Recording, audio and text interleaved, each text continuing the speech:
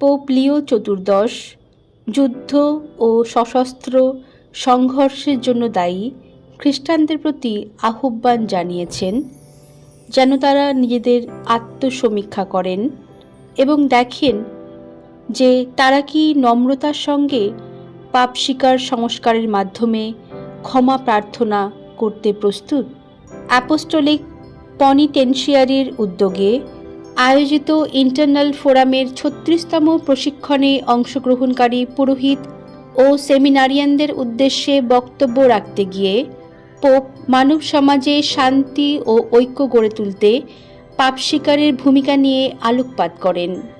এই প্রশিক্ষণটি মূলত পুরোহিত এবং সেমিনারিয়ানদের পাপ স্বীকারের জন্য প্রস্তুত করার উদ্দেশ্যে পরিচালিত হয় এবং ১৩ই মার্চ পোপের সঙ্গে সাক্ষাতের মাধ্যমে এর সমাপ্তি ঘটে।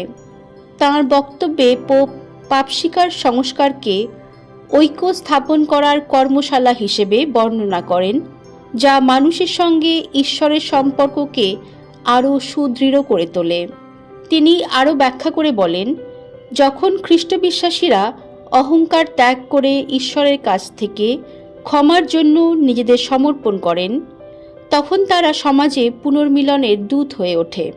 পুণ্যপিতা বলেন, ঈশ্বরের সঙ্গে পুনর্মিলন মানুষের হৃদয়ে গভীর প্রশ্ন জাগিয়ে তোলে, সত্য, ভালোবাসা এবং জীবনের চূড়ান্ত অর্থ নিয়ে।